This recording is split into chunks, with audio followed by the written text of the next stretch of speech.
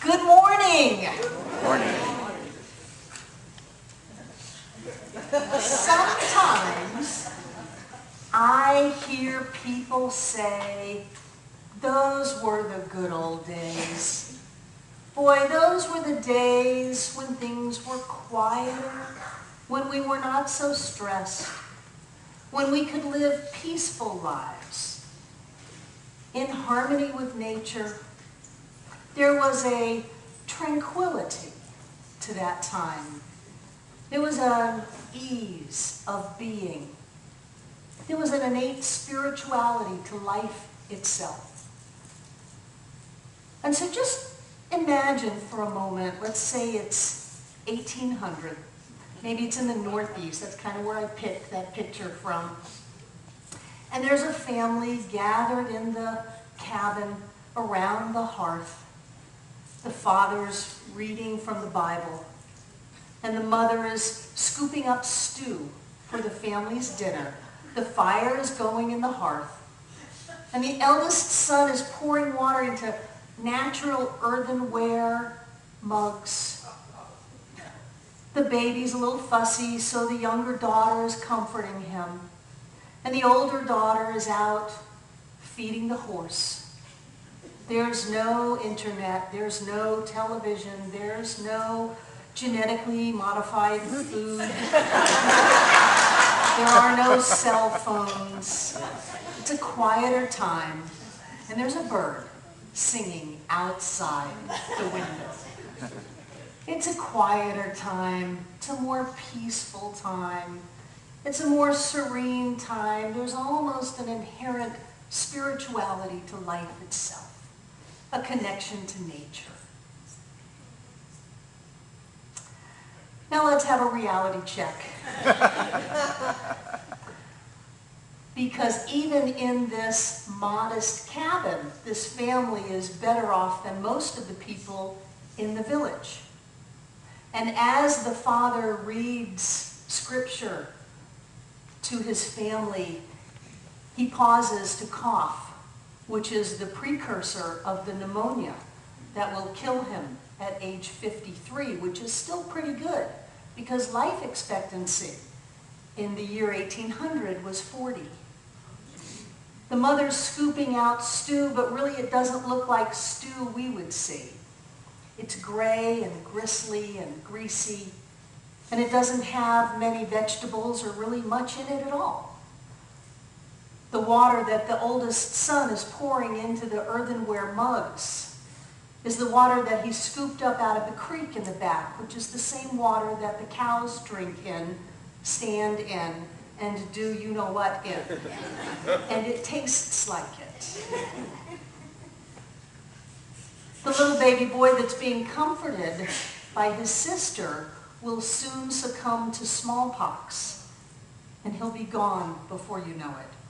The older sister, who's out in the barn supposedly feeding the horse, is actually hooking up with the renter from the neighbor house and will be pregnant before you know it.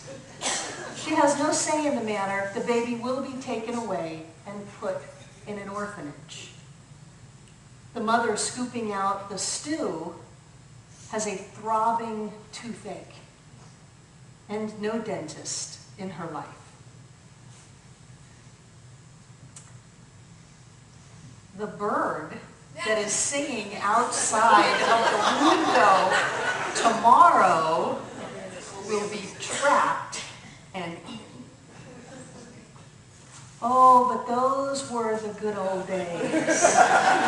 Those were the good old days when it was not so stressed, quieter, gentler time.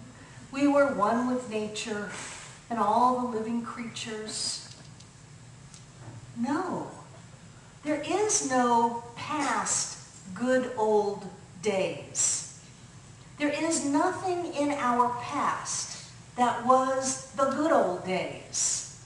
When we do that, we split ourselves off from our present moment.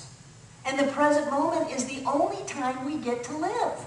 The only life you can live is the life that you are living right now. And if you allow yourself to fall into some kind of a hypnotic trance that says, I don't want to live my life right now because it's just not real comfortable. I'm going to go and make a fantasy of years gone by.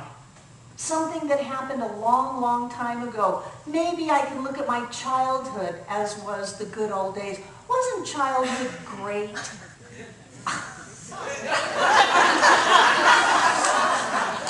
You were a free spirit. You were totally, yeah, I got people in the back going, no, no, no. A free spirit loved by everyone. You had all of your needs met. You were intellectually stimulated and allowed to be the creator. You didn't have that childhood? I don't know about you, but my childhood was spent at times defending myself, running for my safety, scavenging for a little something to eat. My childhood was not spent in this utopia. I don't know what school system you went through, but the one that I went through wanted everyone to fit in the same little box. There was no room for creativity. There was only the regurgitation of facts. I laugh. They closed school here because it's hot. I grew up in Miami. Air conditioning what? There was no creativity. There was not even any team activities other than sports, which were very competitive. And yet people, and for boys, and yet people look back and say, oh, those were the good old days. Those were the good, they were not the good old days. Can you imagine going back to this same family in this little, and they all lived in there, in this little cabin.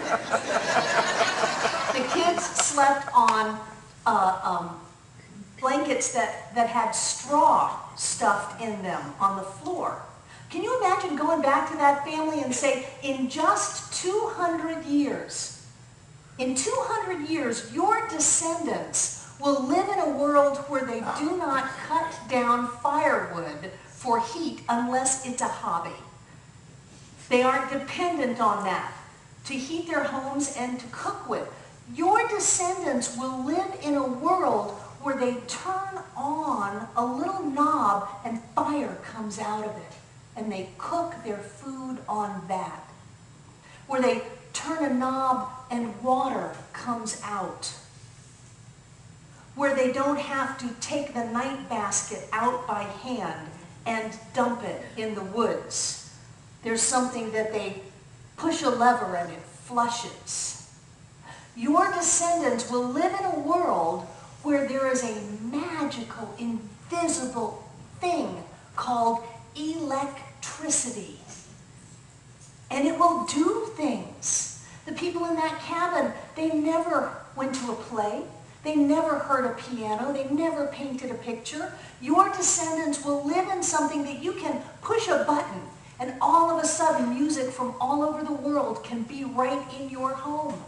Where you can push a button and you can see beautiful artwork, architecture, beautiful things in a box right in the middle of your house. And you know what they would say? They would say, oh my gosh, how much would that cost?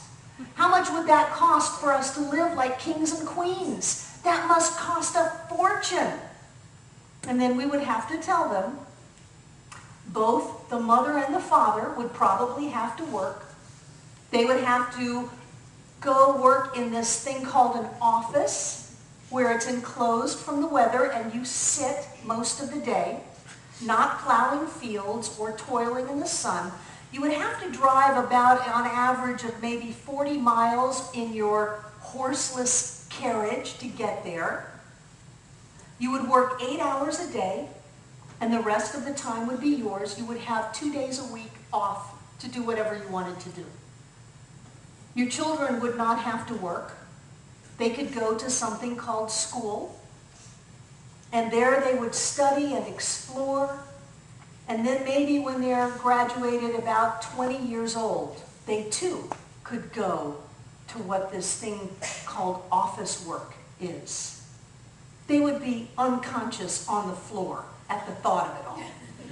They would have just passed out and said, how can such a life exist? And yet here we are.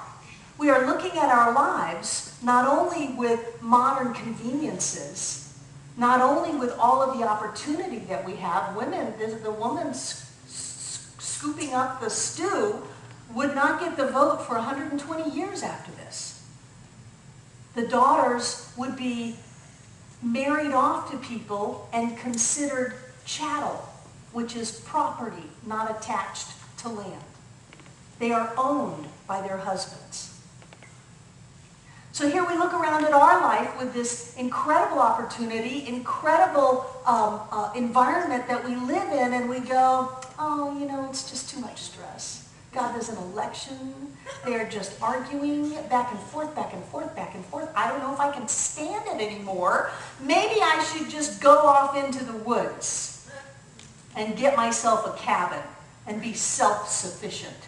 Self-sufficiency is not all it's cracked up to be.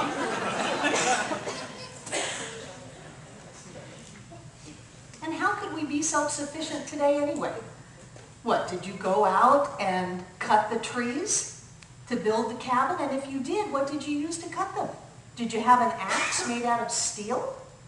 Did you have a saw? Did you have a chainsaw? Did you have some power tools? You can't do anything self-sufficient today because everything requires that we interact with each other at some level. And so this idea fascinates me because I still hear people say that. Those were the good old days. Boy, back to a quieter, gentler time. And I look at what we do in keeping ourselves out of our power. Because it's almost as if we're saying, life didn't turn out the way I wanted it to. I have nothing I can do about it. And so I'm going to look back at this other time. I'm not going to see it clearly, as is evidenced by our reality check. I'm going to look at a fantasy that I have made up about this previous time, whether it's 200 years ago or 2 minutes ago or 2,000 years ago. I mean, it was no great shakes to be a woman in the cave times when someone could come into your cave and bonk you on the head and grab you by the hair and drag you back to their cave, and now you belong to them. Who wants to go back there?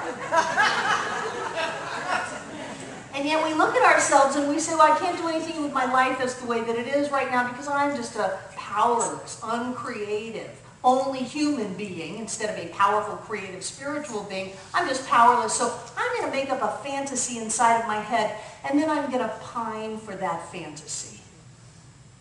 The funny thing about this game is you can never get to that fantasy. I don't care if you sell all of your worldly possessions and go marching off into the woods and decide to live a peaceful, quiet existence, unless you are killing your animals for food or growing stuff. But then where'd you get the seeds to grow the stuff while you're out there? Unless you can totally do that, it's never going to happen, and nobody can totally do that. You're going to get out there, it's going to be all quiet, and what's going to happen? A plane's going to go over. Man, I did all of this to be peaceful. Boy, I'm so mad about that not being peaceful. It's crazy making stuff. And so I look at myself, because it's always about me, and I say, self, what is it that you don't want to look at in your life? And I'm using myself as an example for all of us. What is it that you don't want to look at in your life that you would go through such complicated psychological hoops to pretend that life was better back then? Because whatever life it was that was better back then, it doesn't exist. So how could that be helpful? The only moment that exists is this now moment. So what is it that I don't want to do? What do I not want to look at? How do I not want to be right here and right now in a creative, manifesting, powerful point of expression in my life? What am I running away from? What am I running away from? I like the idea that someone may push your button, but they didn't install it. So whenever we say, I'm too stressed, what's that button about? Whenever we say it's just too noisy, you know, people drive by and it's pom, pom, pom, pom, pom, pom, goes the bass speakers. What's that about? What button is that? How do I ever think that something can harm me or take something away from me? What is that about? That I would create this fantasy. Oh, you remember when the kids were little? Wasn't that great? They were so sweet. Remember the diapers, the sleepless nights, the screaming for no reason? Wasn't that great? There are no good old days. There are no good old days. The only good old day that we will ever have is now. These are the good old days. Today is the only good old day we will have. So if we are playing a game with ourselves that says something that is unattainable is what I want. It's like the person who finds the other person to be in relationship with, and out of all of the 7 billion of us on the planet, they pick the one that doesn't like them. And so if you don't like me, I'll chase you to the ends of the earth. That's crazy. Literally, I mean, I think it's like documentable crazy. And so here we look at our life and we say, I don't want that life. I want this life that I'll never be able to get because it's a fantasy, because it's not real. Instead of, this is my life. I think that sometimes we should marry ourselves with the phrases that I don't use in weddings, which are for better, for worse, for richer, for poorer, in sickness and in health, till death do us part. I think that we should look at ourselves and say, this is my life, even if it isn't what I thought it was going to be. This is my life. How can I make it my best life ever? Yeah. How can I make it my best life ever? And if you find yourself in any conversation with anybody extolling the virtues of some long ago time, boy, wasn't it better before this happened or that happened? No, it wasn't. Because that isn't real now. Because the only reality we have is right here and right now. I remember when we were out in Fairview, and there were these wonderful people that lived in West Asheville, and we moved into West Asheville, and they said, no, we liked it out in Fairview. Wasn't it better when we were in a trailer? No. Wasn't it better when we all sat on folding chairs? No. Wasn't it better when we didn't have any air conditioning? No, it wasn't better. What is it that we're telling ourselves? What lies are we telling ourselves to keep us from being fully present in our now moment and harnessing the powers of creation that are ours to use? Nothing was ever as good as now, because it's gone. If you're looking at something that doesn't exist as better than what you have now, then you're saying what you have now is less than nothing. And I don't buy it. What you have now is all that there is. What you have now is everything. What you have now is the power of creation itself. God in form as you, moving through you. You can create any life you want. Now, if there are qualities and attributes that you have superimposed on some past time, bring it into your now moment. If you want it, make it happen today. If you want it, move into that expression of how you want your life to be. But don't go all wimpy and helpless on me. Don't give up and say, well, the rest of my life is just lost because those years long ago will never happen again. That's right, they'll never happen again. So, what's your today look like? What does your now moment look like? What are you running away from? What are you afraid of? What do you need to do? How do you need to be? What do you need to bring forth into the world so that you can look at your life in the morning and say, today is the best day ever. This is the good old days. It's all inside of you. We play funny psychological games with ourselves. We pull ourselves back. We create all of this story so that we don't have to be the powerful, creative, spiritual being that we are. We put it on something else, on someone else. Well, if only they hadn't done that, if only this hadn't happened, if only it was back then. It's a lie. It's a lie that is culturally accepted, but a lie nonetheless. There was no better time than this moment. There was never a better experience than the one you are having right now. This is all you've got. It reminds me of that Jack Nicholson movie with Helen Hunt, and Jack Nicholson was in the shrink's office in the waiting room, and Helen Hunt came in and Jack said, Have you ever thought that maybe this is as good as it gets? This is as good as it gets as you make it. This is as good as it will ever get according to how you make it. Don't fall into the hypnotism. Don't fall into the illusion, and for God's sake, don't fall into the lie that says there's anything other than right here and right now, or that there's anyone other than you that holds your happiness, that holds your joy, that holds all of the possibility and the power of life moving through you. I'm fascinated at how easily we go unconscious. I'm just fascinated by it. And what I'm encouraging us all to do is to stay mindful, to stay awake, to stay aware that our life gets better and better and better and better as we make it better and better and better. And the only time we ever can make it better and better is right now. Not a second from now and not a second ago. Right now. So if there's anything going on in your life that is not woohoo, yay, what do you get to do? How do you get to move it? How do you get to shift it? How do you get to create it? That's what this teaching is all about. It's all about the power is in you right now.